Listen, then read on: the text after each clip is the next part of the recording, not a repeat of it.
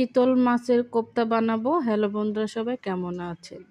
প্রথমে আমি চিতল মাছ থেকে কাটা বেছে মাছ আলাদা করে নিয়েছি। এখন এই মাছের মধ্যে লবণ মশলা দিয়ে মেখে রেখেছিলাম। এখন এগুলো বড়া আকৃতি করে আমি ভেজে নিচ্ছি। ভাজা হয়ে গেলে মাছের বড়াগুলো আমি নামিয়ে নিচ্ছি।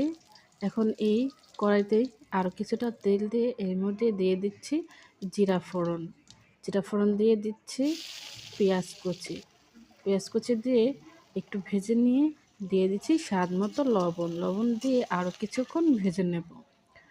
ভাজা হয়ে গেলে এখানে দিয়ে দিচ্ছি আদা বাটা আর পেঁয়াজ বাটা। আদা আর পেঁয়াজ আমি একসাথে বেটে নিয়েছি। এখন এগুলো ভালোভাবে ভেজে নিয়ে সব মশলা আমি একসাথে গুলে রেখেছিলাম, সেই মশলাটা দিয়ে দিলাম। মশলা আছে হলুদ, ধনিয়া, জিরে আর শুকনো মরিচ। এখন এই মশলার মধ্যেই দিয়ে দিলাম ভেজে রাখা মাছের কোপ্তাগুলো। এখন ভালোভাবে একটু মশলার সাথে মিশিয়ে নিচ্ছে। মেশানো হয়ে গেলে দিয়ে দেব অল্প করে জলটা দিয়ে রান্না করে নিতে হবে। আমার এই নতুন চ্যানেলটাকে অবশ্যই সবাই সাবস্ক্রাইব করবেন। ভিডিওটা ভালো লাগলে অবশ্যই একটি লাইক, কমেন্ট, শেয়ার করবেন।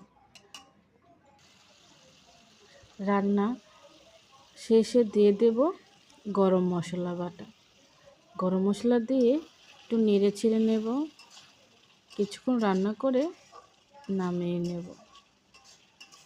ভিডিওটি কেমন লেগেছে অবশ্যই কমেন্ট করতে ভুলবেন না। সবাই চ্যানেলটাকে সাবস্ক্রাইব করুন।